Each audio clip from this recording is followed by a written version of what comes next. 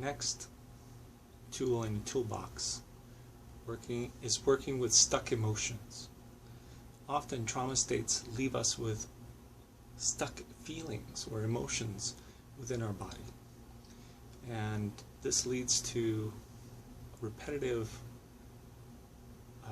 like broken record behavior that never lets us finish the story of trauma states. So learning how to access the feelings that are stuck in our body and actually letting them move through us allows us to have more understanding and more access to frozen states of being that trauma states usually leave behind. So one of the things that I noticed on an embodiment level is that when people come in, I check in with them and say, where are you holding the tension in your body? What I'm looking at from a holistic perspective, as somebody who studied body language, who studied embodiment and somatics, is that usually they hold tensions in their body along the ley lines of body language that their body is trying to communicate with the world, but never got a chance to express itself. Like, for example, lately in my classes, people have been coming in and they've been holding a lot of tension in their chest. Now, I know from a body language perspective that when someone's sad, their chest caves in, their shoulders drop in, their face kind of drops, the whole face starts to lower itself, and there's a sadness that naturally comes up, a despair. But if you don't give yourself permission to do that, or it wasn't safe for you to express feelings of despair or sadness around you, what happens is you literally, with the power of will and choice, prevent your body from expressing that. And with that comes this tension in your body that's letting you say, please acknowledge me, listen to me, so that the feeling can come out. So a simple exercise is to learn how to go with the tension within your body, and then to let it naturally open up. I call this building rapport with your emotions. So let's try a really simple one. Many people hold a sense of sadness and despair.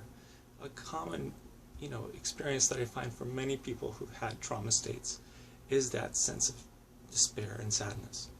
So try this with me for a moment. I'm going to see if I can lower this a little bit so you can see a simple exercise.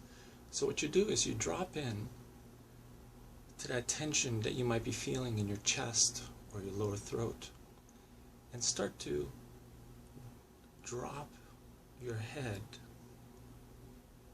vertebrae by vertebrae and start to collapse your shoulders. Start to do a long exhale. And start to drop into a sense of sadness or despair that you might be holding.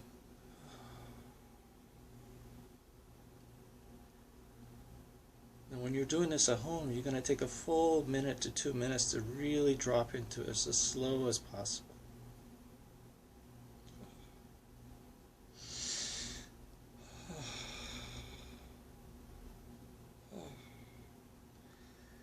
And put sounds to whatever feelings that might come up.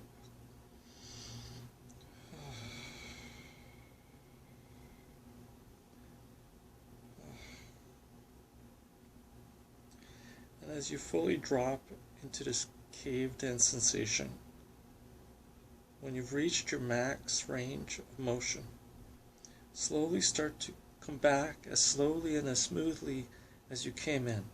And this time start to lift your shoulders towards your ears.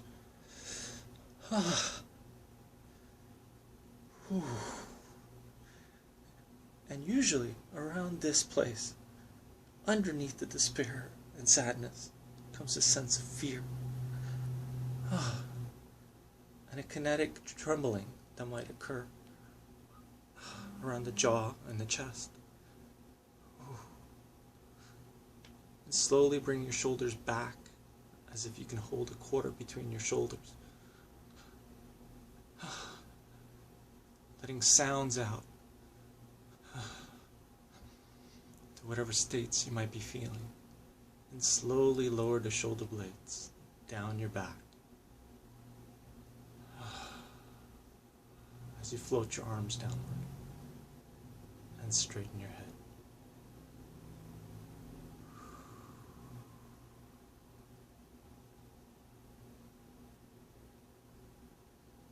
Allowing your hands to come to your chest. Taking a deep breath in.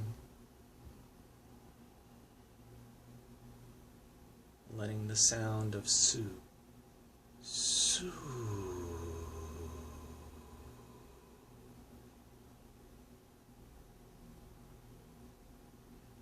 and this time just U.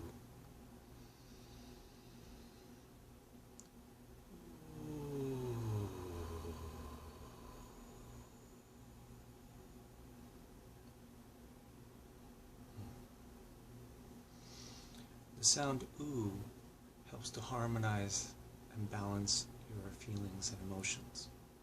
In this particular case, we dealt with a sense of sadness and despair and the fear that went underneath it.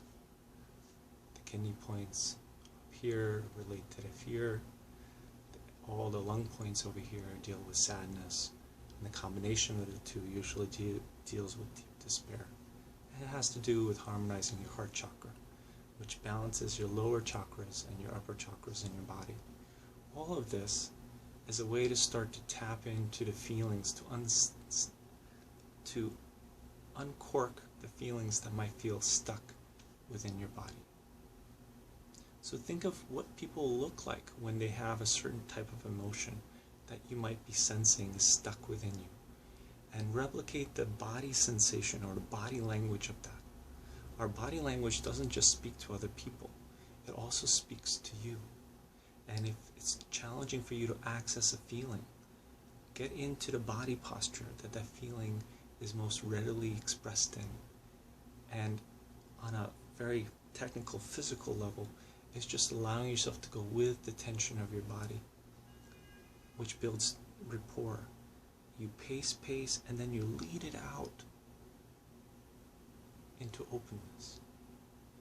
These unstuck feelings bring about access of the memories that are usually frozen in time, that feel too painful to access about your trauma states.